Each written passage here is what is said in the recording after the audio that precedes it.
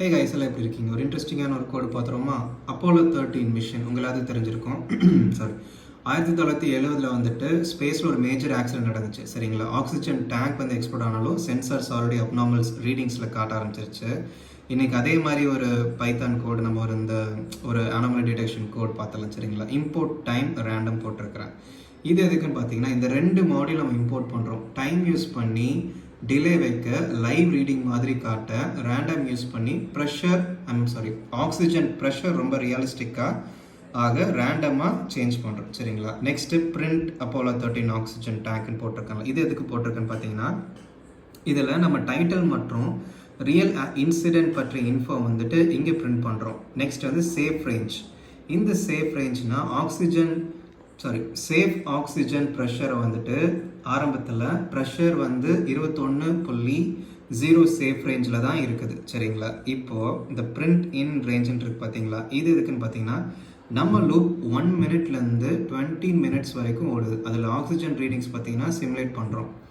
Next if minute pressure is equal to random இந்த கோடுக்கு பார்த்தீங்களா, இங்கே என்ன ஆகுன்னா சடன் ட்ராப். என்னன்னா 13வது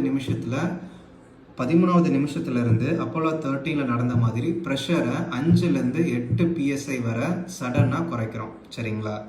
நெக்ஸ்ட்டு இந்த எல் ஸ்பாட் இருக்குல்ல, இது எதுக்குன்னு பார்த்தீங்கன்னா, மற்ற டைமில் நார்மல் ஃப்ளக்சுவேஷன்ஸ் மாதிரி சின்ன சேஞ்ச் வந்து இங்கே மட்டும்தான் நம்ம சேஞ்ச் பண்ணுறோம். நெக்ஸ்ட்டு பிரிண்ட் இஃப் மினிட் இந்த கோடு இருக்குது பார்த்தீங்களா, இப்போது எந்த மினிட்டில் இருக்கிறோம், அந்த நேரத்தில் ஆக்சிஜன் ப்ரெஷர் என்ன பிரிண்ட் பண்ணுறோம் அப்படிங்கிறது இந்த கோடு உங்களுக்கு சொல்லி தருது. நெக்ஸ்ட்டு இந்த ப்ரெஷர் இஃப் ப்ரெஷர் இருக்குது பார்த்தீங்களா, சேஃப் ரேஞ்சுக்கு ப்ரெஷர் சேஃப் ரேஞ்சுக்கு வெளியே போனால் அலர்ட் காட்டி சிமுலேஷன் வந்து ஸ்டாப் பண்ணுறோம். நாசா சயின்டிஸ்ட் பார்த்தீங்கன்னா ஆஸ்ட்ரோநாட்ஸை சேவ் பண்ண அதே மாதிரி பண்ணுறாங்க.